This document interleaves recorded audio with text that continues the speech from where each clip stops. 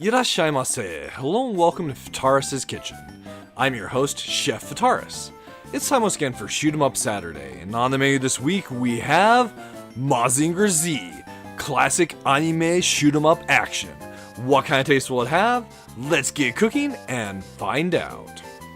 From publisher Banpresto, Mazinger Z released to arcades in 1994, remaining an arcade exclusive until 2023 when it was released as an arcade archive title for the PlayStation 4 and the Nintendo Switch, which is the version we're playing today. Based off of Go Nagai's Mazinger Z anime and manga from the early 70s, this title is a very solid vertical scroller with heavy anime themes. So if that's something that interests you, definitely check this one out, especially if you have a connection with the franchise. One caveat to note though, this title's almost double the price of a usual arcade archive title, so keep that in mind. So diving into the game itself, initially you're given the choice of choosing between three of the mecha from that particular franchise. We've got the Mazinger Z on the right, the Great Mazinger in the middle, and the Grendizer on the right. So for our purposes, we'll be taking the ones on the left and the right to show off the game itself. Each mech kind of has a few different stats. You've got different speeds, different attacks, so keep that in mind.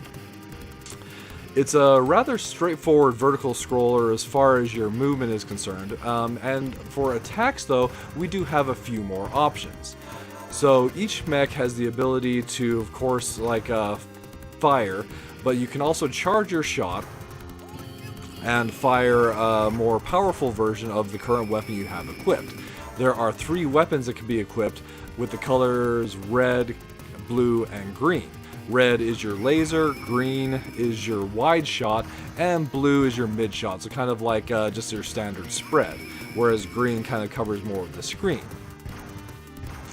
And each of the different attacks on each of the mechs will have their own unique attack that is called out by the pilot of that particular mech. So if it's something that you think is kind of fun, that whole calling your attack before you go and do it, then that's definitely something that's your aisle. In addition to that, we also have the ability to punch, and each mech will have a different kind of elemental punch that will ultimately clear the pink bullets that the enemies put out. So that's what we have as far as arsenal is concerned. There is also a special attack that's unique to each individual robot, so you'll want to be able to plan those at the appropriate time. Situations where you're likely going to get hit or where you're fighting mini bosses as well. So as far as the weapons are concerned, the power-up system is fairly straightforward, but it's not my favorite type. Where you can swap between the weapons at any time by picking up a different power-up. However, if you wish to increase the level of your current power-up, you have to pick the same color as the item, or the weapon you currently have equipped. So we've made it to our first boss here. This one's relatively straightforward, but there's some neat elements where there's a train that comes zooming past. He grabs it, and if we didn't take him out so quickly, he would use that as a whip to attack the players. Pretty neat. Then we have our results screen, and we move on to the next stage. But between each stage, there are these brief cutscenes, and one thing that's really fun about playing this game in multiplayer is the cutscenes are different and unique to the pilots that you've picked for the various mecha that you're using. So there are a couple other power-ups that we haven't talked about yet. There are speed power-ups, which will power up your speed up to level 3, and depending on which Mazinger you've taken, it might be a trivial increase, or it might be essential.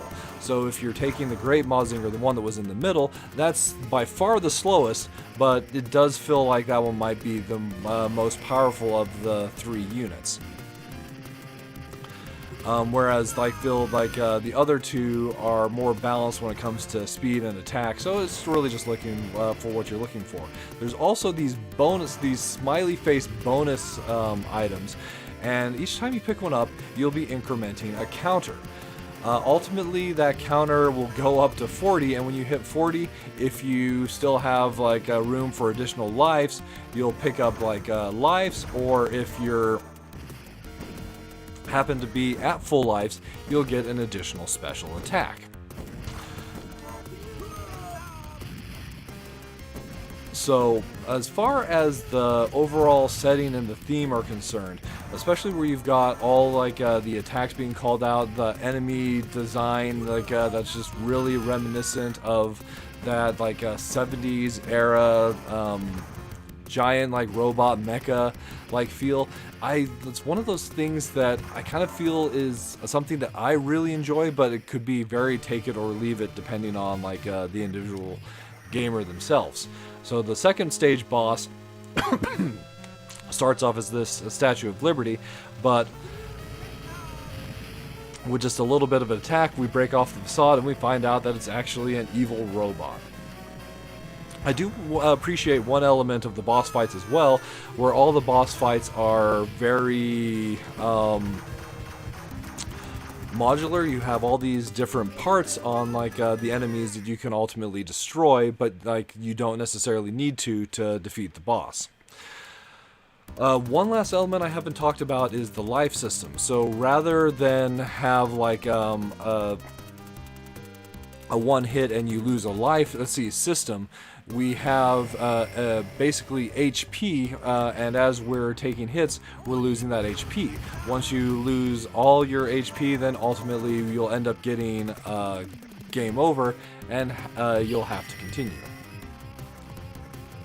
So this part, let's see here, is actually something I thought was pretty interesting. So if you were paying attention to the last stage, the giant like carrier that we're fighting, not necessarily this guy here, but the carrier that we were like briefly fighting, is this like the same that was firing shots at us from below in the last stage. I do appreciate some little bit of continuity there. At any rate, that basically sums up the gameplay of Mazinger Z, the arcade game.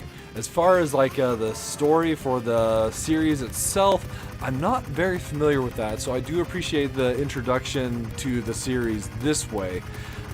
It's actually something that's been kind of fun to go and do a little bit of research on. So as far as the minus flavors are concerned, sometimes the performance does suffer when you're playing the game in co-op. It's kind of like a minor quibble, but it's one thing that's worth noting. Then there's also like the bizarre price increase for this title compared to other Arcade Archive titles. That's something that might possibly turn off some people that would otherwise be interested in this release, so keep that in mind.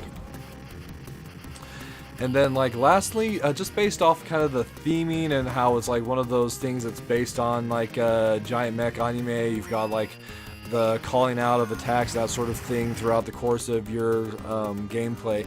This one might not be for everybody because of that. However, I do feel that is basically its greatest plus flavor, is that classic mecha anime feel that it does a wonderful job of delivering. The music, the sound, and especially the graphics and the mech design all do a wonderful job of staying true to like that era of like giant mecha that is so unique to well, like the genre itself. And like lastly, I feel that really there's not a whole lot for me to complain about as far as like the gameplay itself. It comes across as a really solid vertical scrolling shoot 'em up, and if that's what you're looking for and like you enjoy the theming as well, definitely check this one out, even despite the increased price point compared to other Arcade Archive titles. Alright, that'll just about wrap it up for this week's episode of Shoot 'em Up Saturday. As always, I want to thank you so much for joining us. I hope you have a wonderful week, and we look forward to seeing you again next time.